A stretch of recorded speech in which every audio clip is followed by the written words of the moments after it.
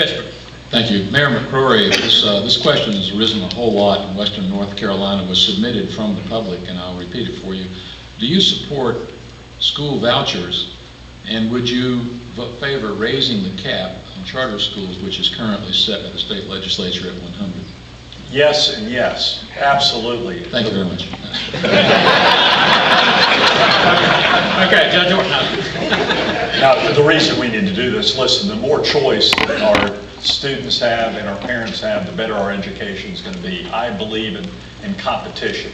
And frankly, our future opponent in the Democratic race is going to be owned right now by the unions, which won't want any change in our education establishment. The more competition we have, the more choice you have in education, the better our education is going to be for our kids. And the parents must have these choices, both with charter schools, school vouchers, and also more choice at the local school, more flexibility where they can go to school. I'm a big advocate, by the way, of education in trade schools, getting trade back into our high schools, community colleges, and universities to learn specific skills also. Thank you. We should raise the cap on charter schools, and we need to go back to using them for what they were created for, and that's for innovative approaches to education. You find out what works in charter schools, and you move it into the public schools. We need to get charter schools and traditional public schools working together. But let me tell you, folks, the Republican candidates for governor for the last 4 election cycles have run on vouchers and charter schools when it comes to solutions for public education, and we have been pounded. The Republican Party has been labeled as against our public schools. And while I'm in favor of these concepts, let's make it clear. If they're not going to solve the problems we have in our public school system from Murphy to Manio, it's going to take strong leadership with a commitment to public education to put in place the kind of reforms beginning at the top so that you've got political accountability, and then put in place the kind of changes in early childhood education, in classroom discipline, so that we're retaining teachers instead of losing teachers. We've got to support teachers. They have maybe the single toughest job in society. They're asked to be police officers, surrogate parents, paper pushers, traffic policemen, and oh yes, you're supposed to educate our children.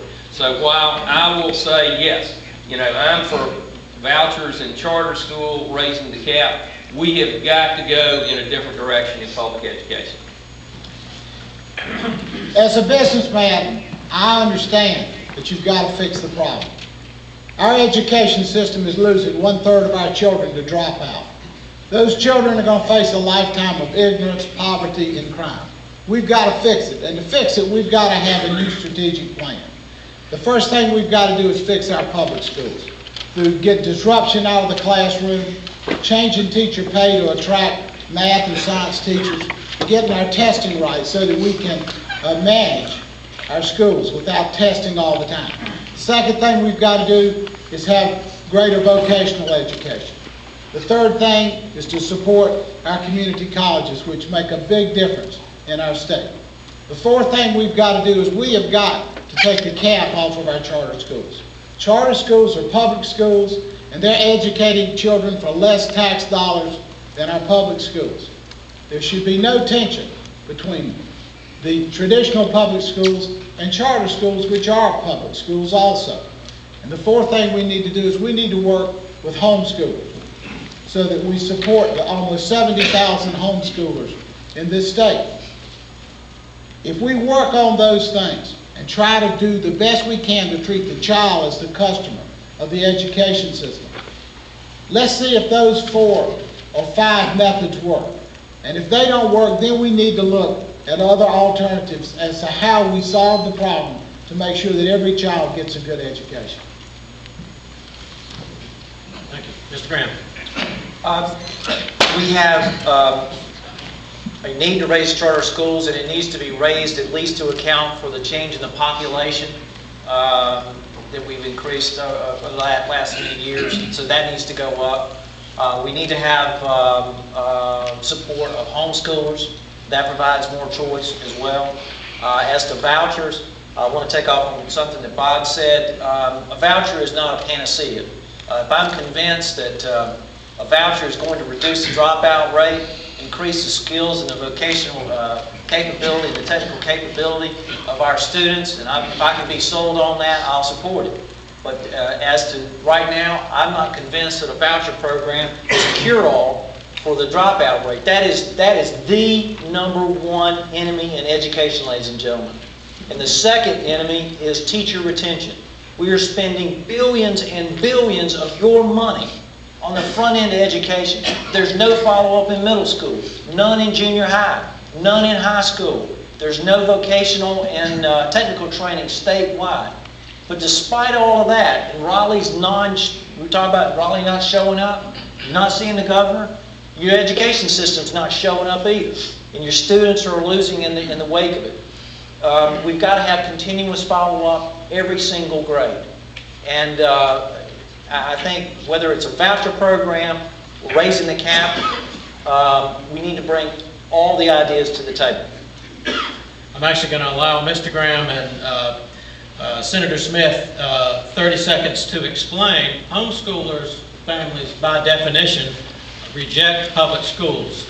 When you say help them, could you each explain what you have in mind, and if it's a tax rebate, what would be the estimated cost for those 70,000 families? Mr. Graham and then Senator Smith. Yeah, when I'm talking about, and we do this, I call it a dumb thing, taxing things that are for education, notebooks and pencils and books and all these other materials. We shouldn't be doing that, nor should it be done on the public level. That's kind of a circular transfer of just keeps people employed in administrative bureaucracy. So on the tax side, you've got to support the homeschoolers as you would in the public arena. Senator Smith. Homeschoolers' parents pay taxes. Homeschoolers need to have the opportunity to participate in extracurricular activities at their school. Just this week, I was reading the Florida statute. Florida has a statute that provides that homeschoolers have the right to play football or whatever at their local school. Tim Tebow, who just got the Heisman Trophy, was homeschooled in Florida, yet he participated in football at his local high school. That's what we need to do to support homeschoolers to make sure that they get a good, well-rounded education. Thank you. I'm going to turn now to